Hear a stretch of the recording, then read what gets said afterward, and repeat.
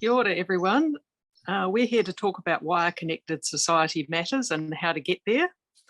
So let's think about, first of all, how we define connected society.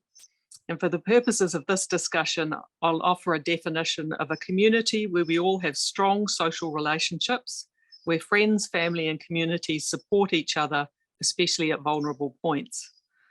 And I think that gives us the lead into why this matters and why we need a connected society, for two reasons, really. Social connections are a fundamental psychological need that we all share.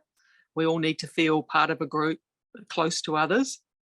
But also we need people on a practical level. I think the recent pandemic showed us what happens when people don't have others to rely on, other people to do the grocery shopping or just check in and lend a helping hand.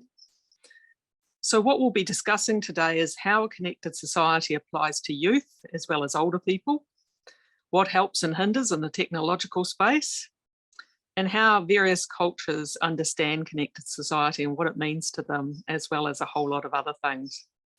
But to kick us off, let's talk about what does a connected society look like to you in your world or in your role. So Craig, let me throw it to you first. Yep, good afternoon, everyone. So yeah, I better think about this, and I think first of all, what we need is we need people to be able to be vulnerable before you can be connected. So in any organisation, in order to be connected, you need to be able to communicate well. You need to be able to trust each other.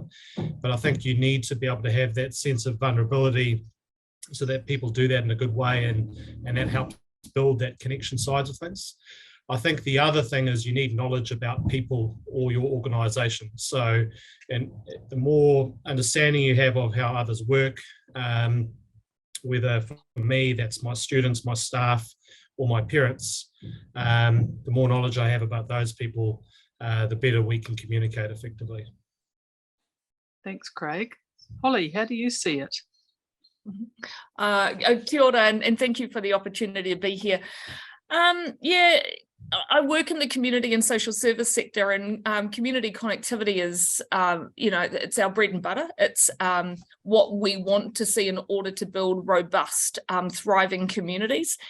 And I think from our perspective, what really underpins opportunities to grow connectivity is trust. You know, it's having an openness and a curiosity about others. It's about understanding that your connections, I think, to other people go beyond friends and family, and it's understanding how we're connected to people we work alongside, people we drive, to work, the people who are around us who are also driving at the same time. It's the people we bump into in shops. You know, it's understanding that we are far more interrelated with all the people around us, and we actually have both an obligation to some degree to those other people, but also it's an opportunity. It's an opportunity to grow ourselves. Yeah. Thanks, Holly. I'm particularly interested in that idea, which maybe we'll explore a bit later, about how both sides benefit and grow from connections that we make. Carole, how does a connected society frame up to you in your world? Well, as a social scientist, and I specialise in social and political gerontology, while I connect with the points that have been made, I do feel we've got to start at a beginning place where we see participatory democracy as a foundational point of everybody having a view shaft in shaping our world. So I want to take that kind of focus today, given our uncertainty in post-COVID and learning from research that I did with elders at that time. In France and Europe, they call it solidarity, and in Aotearoa, New Zealand, the Treasury Wellbeing Living Standards framework refers to social cohesion amongst another range of factors. And I propose within that view, really, I just want to give heads up at this point, a repositioning of elders in our society and a real strength to the goals and ideals of sustainability. Thanks, Carole. Really interesting. Let's come back to that intergenerational point as well. But Sharleen, talk to us about what a connected society means for you. Good, Anna.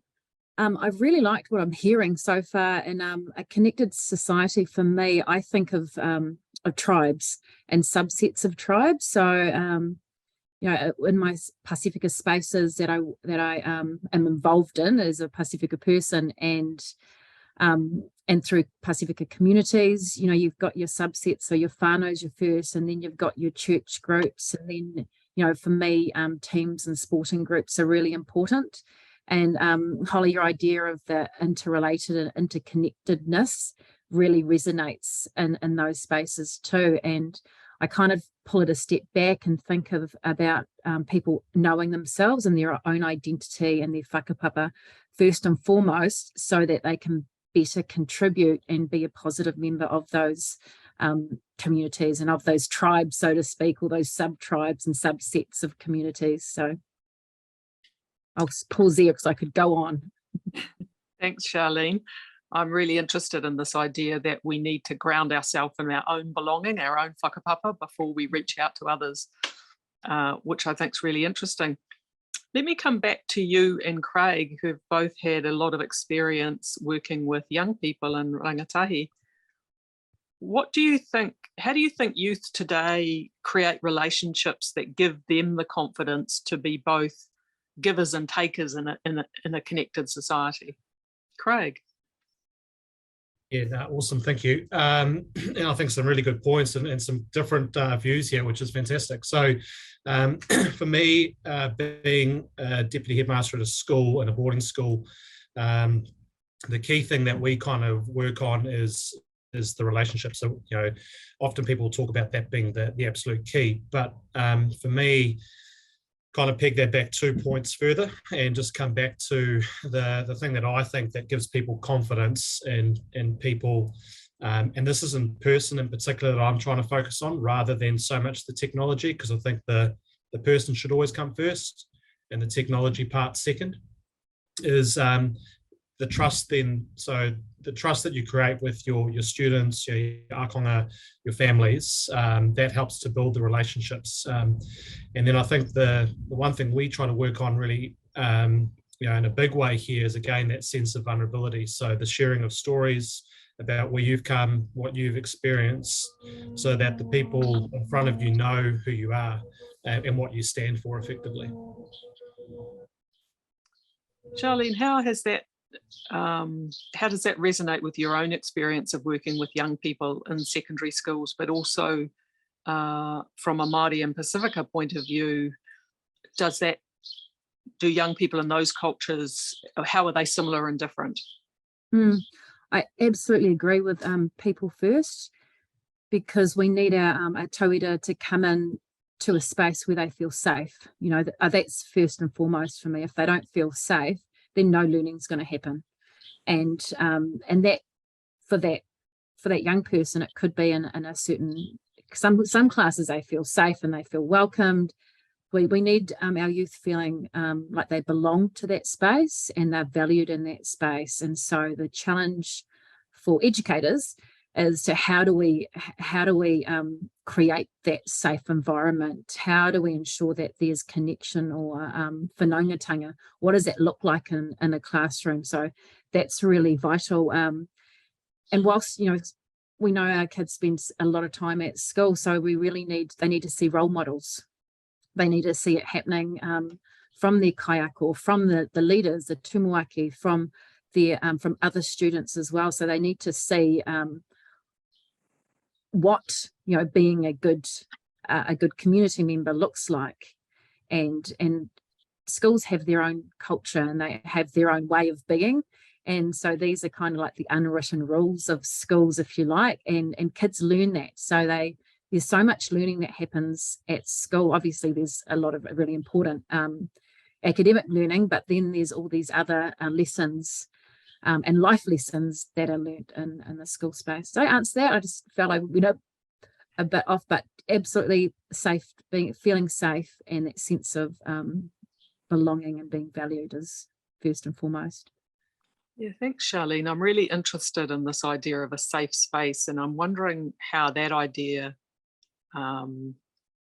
transfers intergenerationally. So, Carole, if we think about older people, what does a safe space mean for them so that they can feel they belong in society?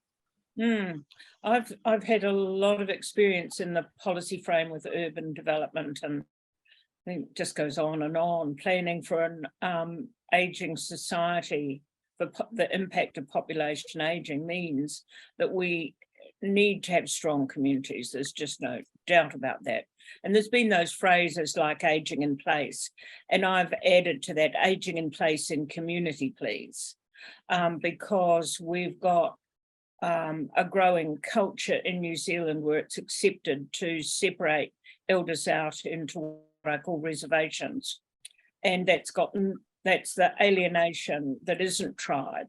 You know, it isn't tribe at all. It's creating another tribe, alien from everybody else. And it misses our opportunity for wisdom and sharing and caring and all those things that strengthen communities by the gifts of everybody. So I'm really interested today in making those social connections through what is called now in an urban environment setting, hyperlocal communities. There's been a lot of talk about 15-minute amenity connection, and often quoted as it's called the 15-minute Melbourne model. And it means that everybody can access, so it's a very sustainability focused planning frame where people can access their own amenities by whichever mode, not necessarily a car, but it can be by bus and whatever modal opportunities. But it also enables that people connection so that we're actually building people care and sharing in communities.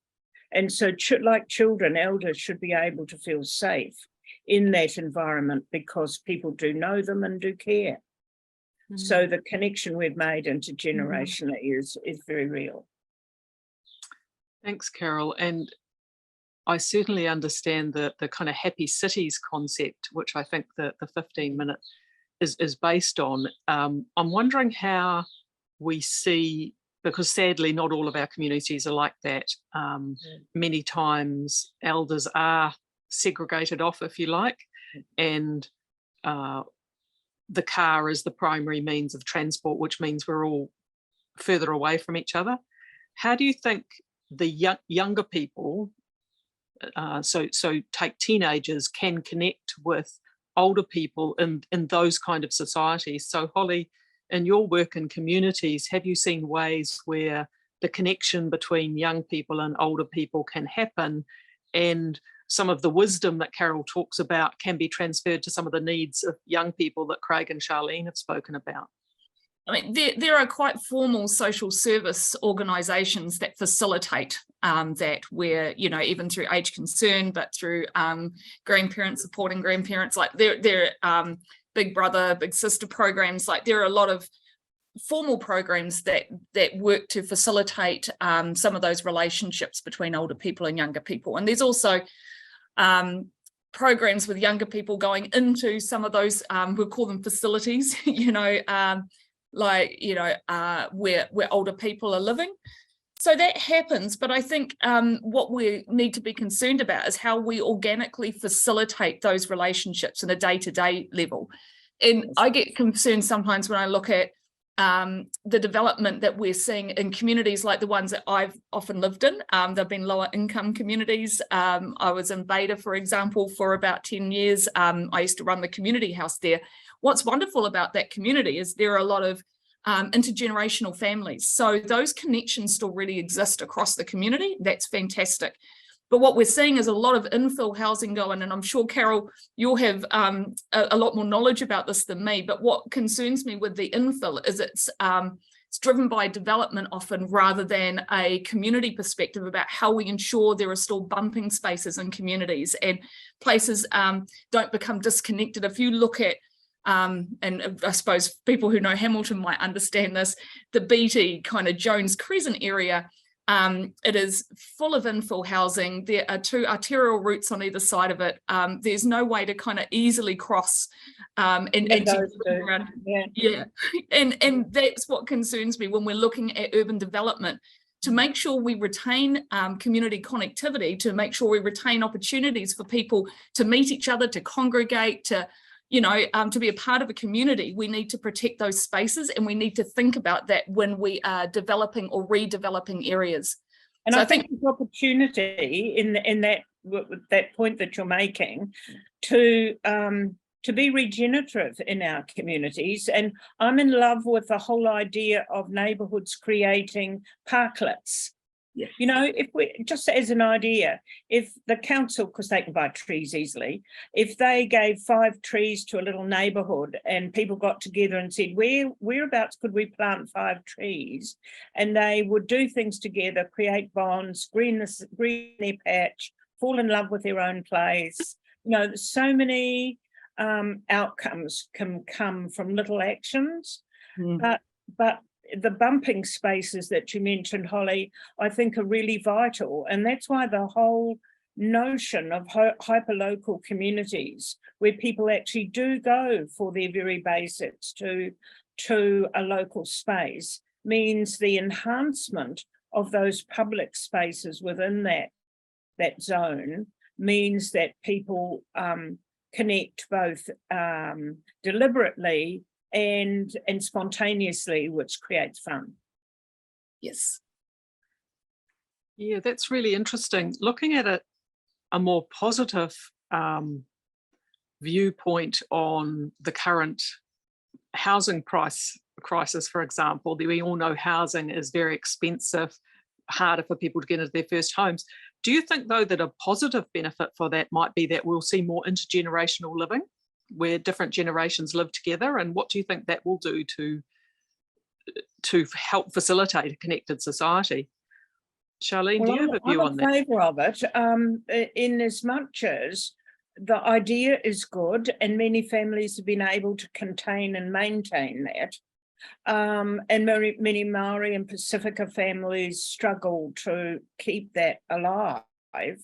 But we've got to have, and hopefully when the RMA changes or all start to get embedded, we'll have more flexibility so that people can expand existing homes and rebuild them, so that collections of people, whoever they are and whatever ages, can live together and have shared property in a much easier way than we currently have, where we've got a culture that says we have to fit into the rules of little boxes. But, with an aging society, we just can't possibly care for all those who are going to have needs for support. With more older people than young people, it all just doesn't add up. So we've got to do better at caring for each other. And that means the structural aspect of communities needs to change. Right. So Craig and Sharleen, I know you've both worked in secondary schools which have boarding facilities, and I wonder if you have a view about what a connected society means in that space, and what lessons young people learn from boarding and how they take those back and into the rest of their lives, both positively and perhaps not so positively. Craig. Sharleen, if you go first, maybe, because the drilling is just going on above me. Not a problem. Yeah, I'll stick to the positive, a positive overview, because I know that the girls, because obviously our hostel girls are distributed quite evenly throughout, so there's usually like 2 or 3 in like a year 9 class, for instance, so that so there's that little bond there. That's always nice for them. But I know that especially for the year 9s, it's very it's quite scary for them at first, and they're huge lessons though, because by a month in you wouldn't even know that that they had all these massive challenges, because it's a huge challenge. One, sometimes they're moving to a big city, And two, they're moving from a really tiny school sometimes to a huge, Hamilton Girls High School, 1,700 girls there. So there is a lot of change for a young person to be processing and working through. So I just take it back to kids are so resilient. A lot of kids are really resilient, and if there is that support there, I know that there are, it's very structured, and there are a lot of rules, and there needs to be, to keep those kids safe, and so they know what's what really and who I need to go to for XYZ. So those rules and boundaries are kept there for their safety, and so that they can thrive in that space.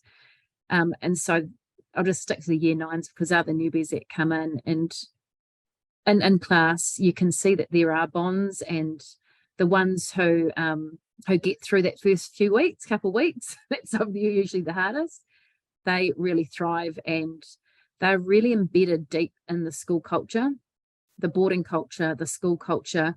They're often involved with extracurricular activities as well, and I think for young people that's really important, whatever that may be, whether it be sport, music, drama, whatever their jam is, that's really important. But I see our hostel girls thrive in that space. Their resilience, they have this resilience about them.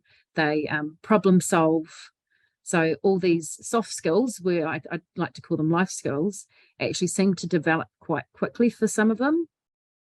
And then there's the, and for some kids, it's just not, it's not their jam. So it doesn't fit all kids. And it's a little bit like that for schools. You need to ensure you're selecting the right school for your child when you are in that phase of, and they are big decisions to make, moving, from primary to intermediate if there's a change, and then from intermediate into high school, because it is a lot of time and a lot of years in those schools. So those are really important decisions.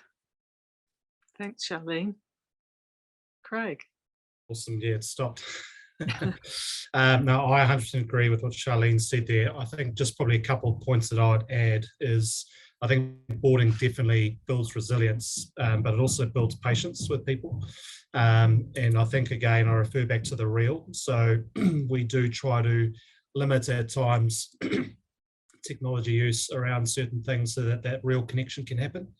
And I think the more that real connection happens, the stronger the bonds, and the more pride you have, in particular with us, where we've got there's various boarding houses that the students are aligned to, and that pride then carries on through to the start of this year. I was invited to a wedding where the wedding had 4 groomsmen, and the 4 groomsmen were all from the same boarding house, which is pretty bizarre. Fortunately, the bride was not from St. Paul's, which is a good thing. But go back to what Sharleen was talking about there, that building of resilience, etc. But again, a lot of that is done in the flesh. It's done with face to face.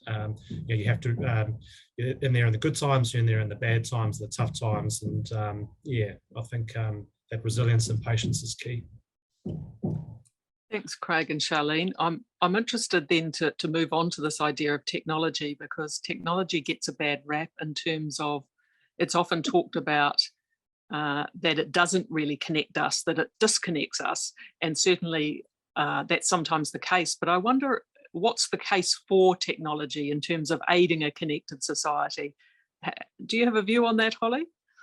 Yeah, I do. I actually think, we see people in our communities who experience social phobia, people who are, some people who are neurotypical, who actually find these ways of communicating easier than connecting initially face to face. So in terms of potentially establishing relationships, it can be a gateway that wasn't really open prior to the sort of breadth and spread of technology the way that we have it now, and the types of platforms we have now. Being able to interact with people like this across the screen, it's a fantastic opportunity to stay connected. My brother lives in Hong Kong, for example. If this was 30 years ago, we probably wouldn't have spoken for I don't know how long, whereas we can maintain relationships in such a unique way now. I know of grandparents who connect with their grandkids who are all over the world. So being able to leverage and maximise the use of technology, I think is fantastic. We provide services as an organisation, Community Waikato, across the whole region, and this is given in some ways more of an equity of connectivity across the region. We aren't so Hamilton-centric. We can actually be far more connected with our whānau out in Taumaranui or Port Waikato and places like that. So I absolutely see technology as a part of as a part of the has a place, I suppose, in connectivity and maintaining relationships, and for some people facilitating those relationships. It can be a little bit more comfortable for some. So I think it absolutely has a place. I don't think there's, I mean, from my perspective, I'm a social person, and so for me, there's nothing quite like sitting face to face with a person, like in the real, as you say, Craig. But for others, absolutely, this is a gateway that wasn't open previously, and I think that's certainly something to be celebrated. Right, totally. I love that point about delivering more equity and connection. It can be an equaliser. How do you see it, Carole, in a policy sense, I guess, in the age space? Yes. Well, in the age space, people tend to kind of put two positions on it, but I like Holly's point about that she's made about the potential to connect and to be able to do it easily, and it's equitable and all of those things. And it is quite equitable for elders to stay in touch with family and friends. And there's a lot of stuff in terms of equity in regard to elders being alienated because they don't have the skills. That's a diminishing area, and we all need to take care of those who haven't had the opportunity to gain the skills or have the updated equipment. Often people don't know that they need to update stuff and learn bits. You know, it's a constant learning process, and that's one of the things that I think is wonderful. So I'm a lifelong learning fan, and so I just love the whole area of technology and its great potential for betterment in the world. I know there's the sad side, but I want to hold on to the fact that human beings will do the good, and that the good aspects of that bring us all together on the planet for the greater good. So I'm a great follower of the World Economic Forum's innovation, various platforms, and future thinking. And so I do see a lot of opportunity, and especially for learning. You know, I would think it was a hard day if I hadn't learned something. I think it was a sad day if I hadn't learned something. And so we can all encourage people to have that joy that can come from connecting in, not just with the people that are close and friends with, but with the wider world, and having greater understanding, greater compassion. So that idea of technology facilitating connection almost near and far, I think is a very powerful one. Often when we talk about technology, we narrow it down to social media, and that certainly had a bad rap. Sharleen, from your perspective with young people, what's good and not so good about the use of social media? Well, we've heard about what's great about technology, and it has transformed the way we communicate. In terms of social media for young people, some young people actually are responsible, and they use it how it's designed to use to connect, and some of them make their own communities online with whatever interests or whatever passion. So I see it used really well. Unfortunately, there are, in particularly with our younger, I'm thinking secondary school, our juniors, for instance, who haven't had good role models, who don't understand the etiquette of social, being on Facebook, of any social networking, and abuse it, have used it in ways that that are detrimental and can be seen as bullying and harassing. So I suppose that's the negative side, and it's usually just a small percentage. And again, it's about educating and ensuring that there's role modelling. And I know Craig's going to talk about the phones at St Paul's Girls High a few years ago. They removed phones for year 9s and 10s, so just to juniors. So what we found is that it was if there were issues with misuse of technology, it was often our juniors. And so we thought we would try it out. This is about 3 years ago. So year 9s and 10s, it's still in place now. We're not allowed to have phones, so they shouldn't have been seen, heard, or used whilst at school. And so that's actually had some really positive outcomes. Is that how you see it, Craig? That at some ages and stages, we're better to remove the temptation, at least for a portion of the day, and encourage and educate children to use social media for all the good that it has? Yeah, 100%, and agree with what Holly talked about earlier with the differences. You know, like you look at like a neurotypical type child, and it's brilliant for them and to gain confidence. I think I rewind back to the blue Nokia and the yellow One Touch Easy, and the fact that when I first was exposed to that, I only had 20 texts per month. I couldn't send a photo.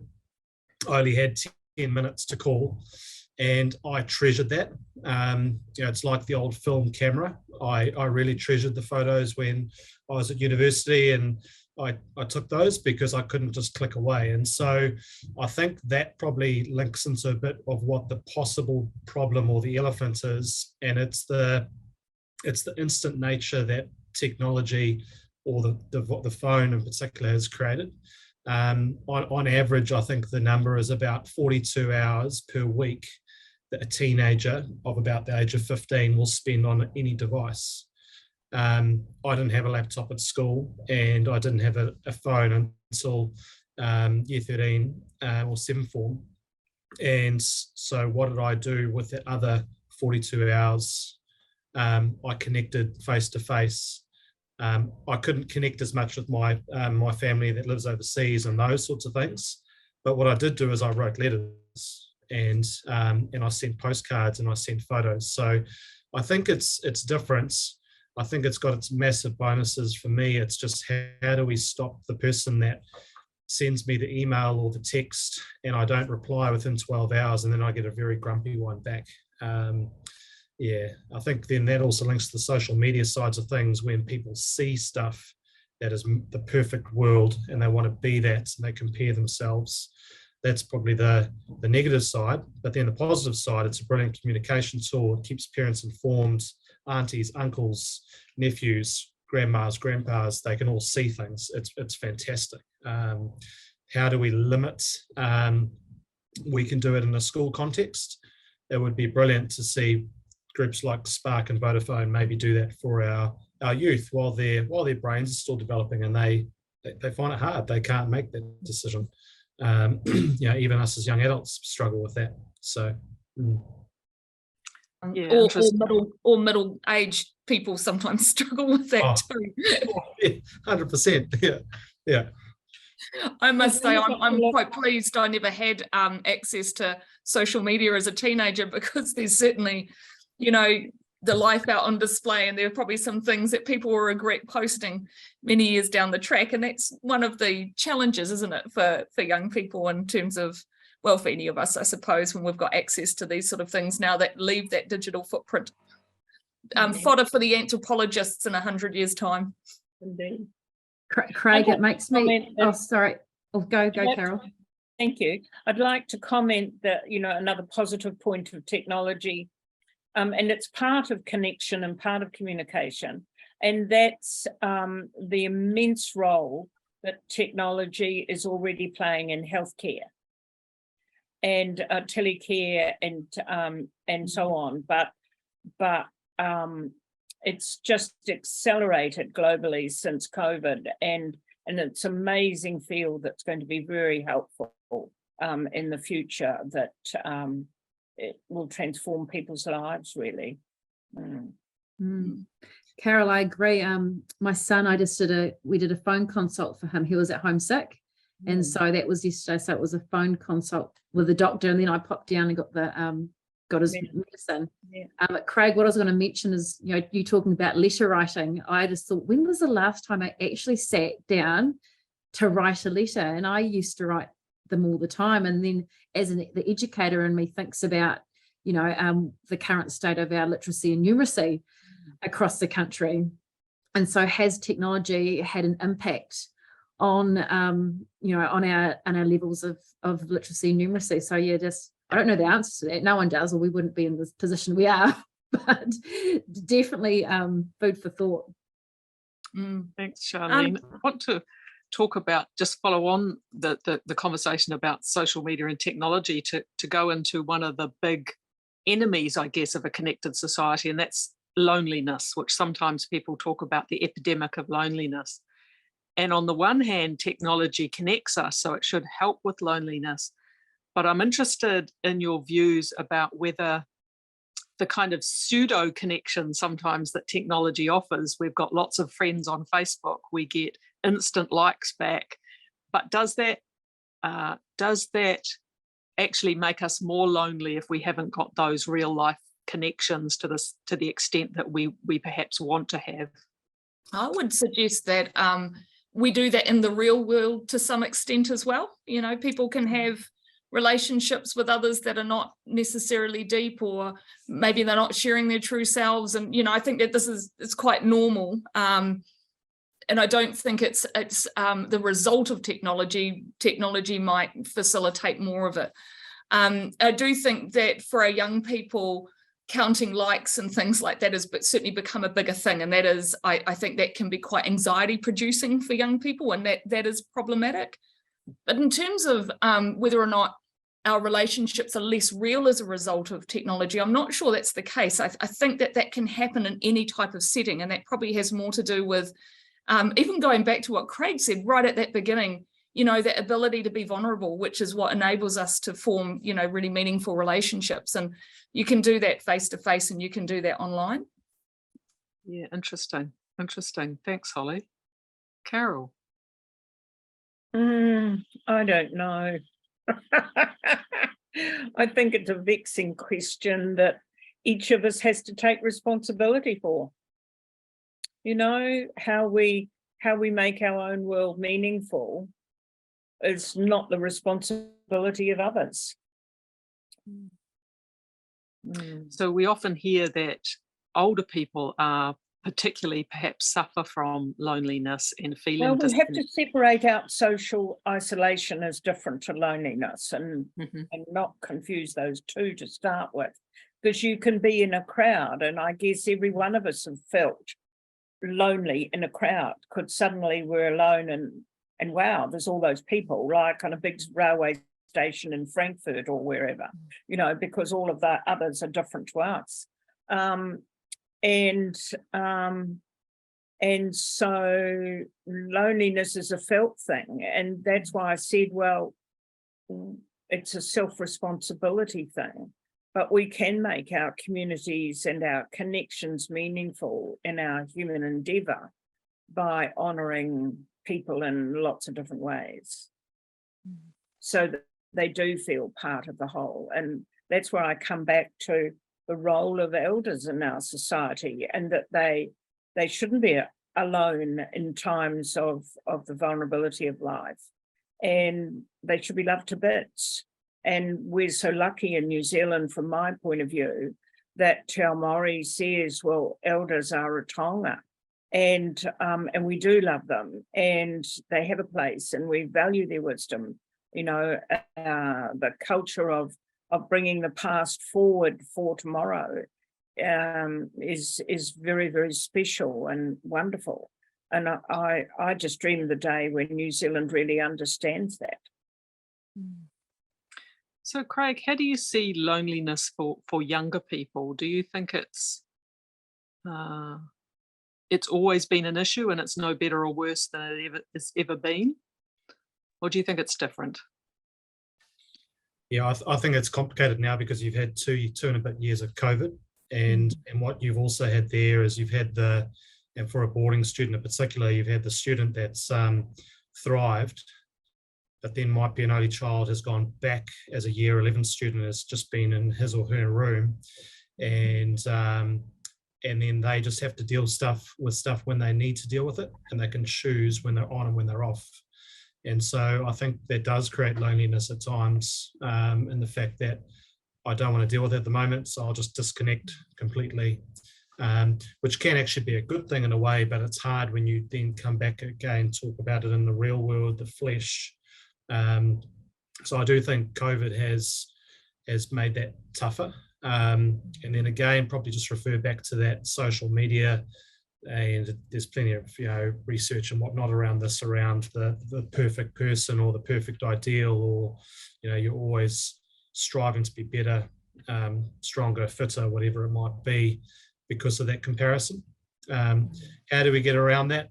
We just need to educate better earlier, and get people to understand again, be who you are, be proud of who you are and where you're from. And the more we can educate that sides of things, I think the better. And the exciting part there is around the changes in education with Mataranga Māori and etc. that is coming in, is I think really going to help ground people and actually look at who you are and be proud of that. And then you actually get away from the loneliness sides of things, I feel. So Sharleen, we're right back to, I think, what you said at the beginning of knowing yourself and where you belong as a basis for reaching out to others. In the university context, as Craig mentioned, it's been a challenging couple of years with university students also doing things by distance. What do you think that's done for the feelings of loneliness in that sector? Some students really enjoy the online environment. Some like the hybrid model. So you can see there are pros and cons for many of them. I know personally, as an educator, I personally enjoy the face-to-face model, but in this hybrid state, it's really important that we are able to move in both spaces. And I'm seeing that more with the flexibility, even at the university, flexibility in working from home and coming in. So things have definitely changed. I think it's important that we take the learnings from the pandemic and we keep those really good things. So that's a silver lining, really. We keep those really good things from learning and what we know about learning. And for individuals, for students, some of them have worked out, actually, I really like being at home, being able to engage when I need to, having my a quiet space where I can just write. So it's really worked for some students, but not for others. And it's knowing what works for you, what your strengths are and what you need. And, when we talk about whakapapa, again, it's that identity and knowing yourself, your whakapapa, and having that real strong identity, knowing your place in the world and then knowing what your responsibilities are in that place. Yeah, so just interestingly, picking up on that idea of both knowing yourself and what you need, but also your responsibilities to other people. If we look at something you mentioned, Sharleen, which is that many of us now in a job sense do a combination of working in the office and working from home. And this has been the subject of heated debate in lots of workplaces. And if the foundation of a connected society is strong social relationships, there's been some very strong views, pro and con, as to what that right balance is. So I'll be really interested in all of your ideas on how we think about that, starting maybe with you, Holly. Yeah, well, I lead a team and I have loved the opportunity to work from home, which is where I am at the moment, because I get to be with my dogs as well, and I just love that. But not everyone on my team loves that, and that's really important to recognise, is that we all kind of need something different, and people have different home environments, and that means they might want to be out of their home or they might prefer to be in it. And I do a lot of other things outside of the home. I play indoor netball, I get involved in politics, I'm involved in dog circles. So there's a lot going on, but that's not the same for everybody. So I think in terms of this hybrid model, I think that that's a fantastic way to work personally.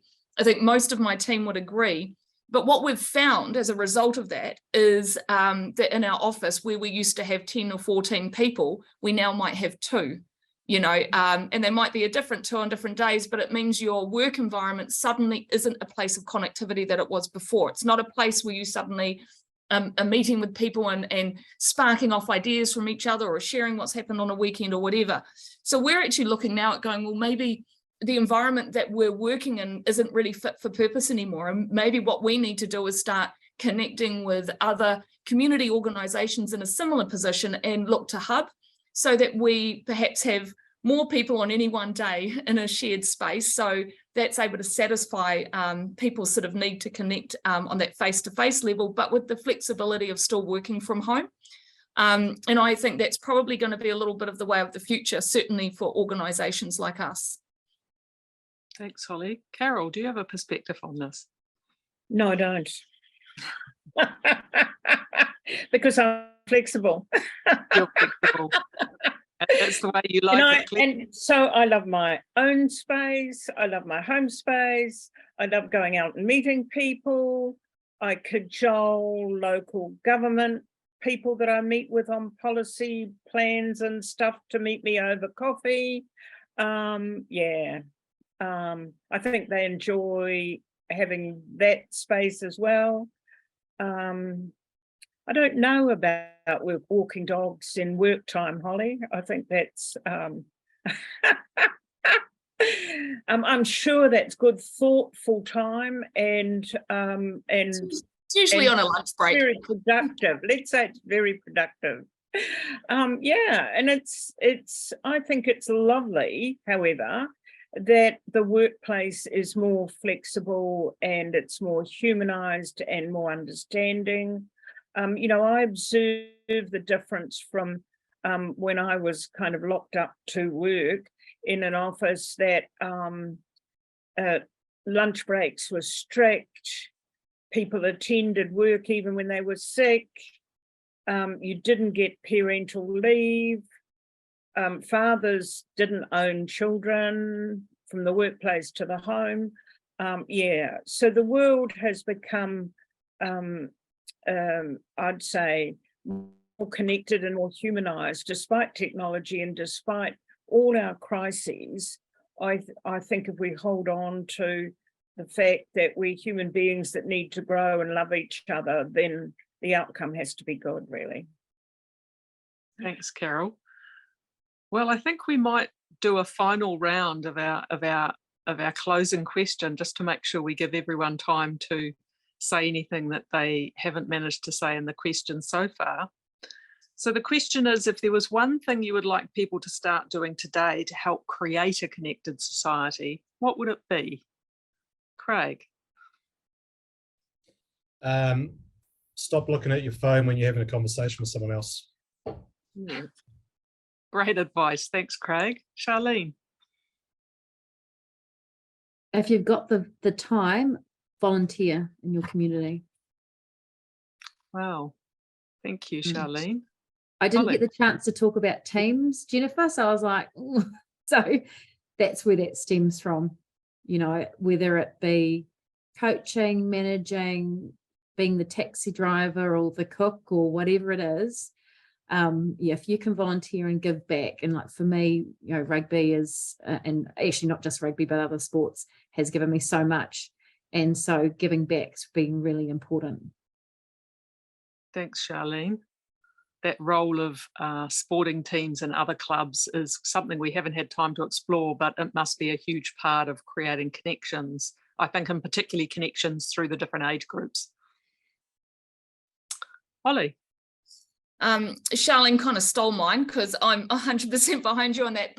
But the other thing I think I would love to see people do a little more is get to know their neighbours, quite literally, and in their neighbourhood.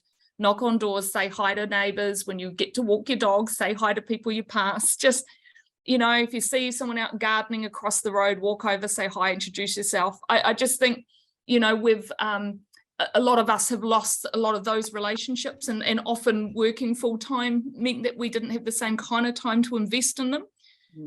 But our neighbourhoods are that sort of that first layer directly around us. And when we have crises like COVID, it's really important to be able to support those people around you. So I would suggest that if you could just do one thing in the next month, it would be go around and get to know who the people are just living in your immediate area. Thanks, Holly. I love, one of the things, there were many things I didn't love about the pandemic years, but one of the things I did love is during the first lockdown when people put teddy bears in their windows so that people moving past could see them, and it became such a great thing, not just for children, but it meant that even though we couldn't really see each other so much or spend time together, there was a connection. It kind of bonded the humanness of us all together, which I think was wonderful. Carole.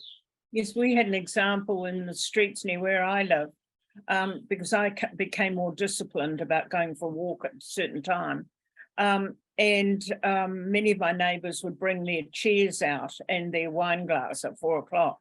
And you know, connecting in ways that they don't do in an everyday way.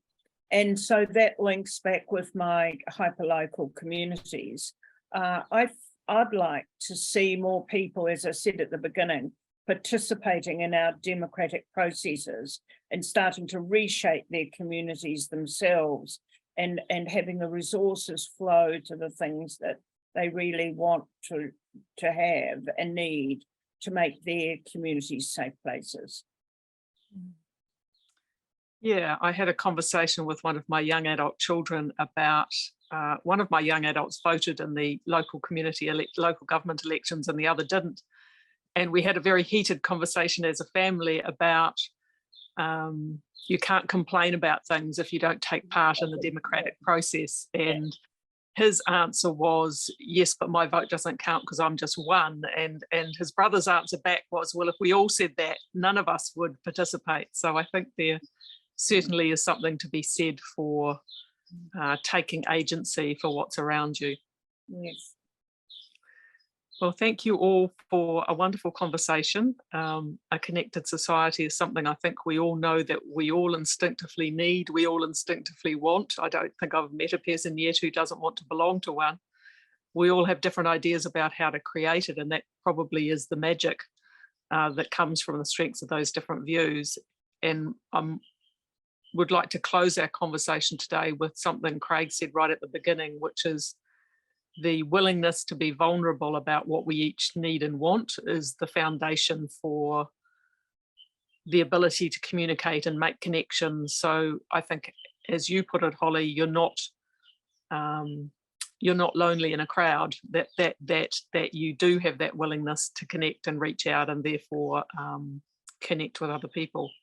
So thank you all for participating, and we'll close it off there and hand it back to you, Bex.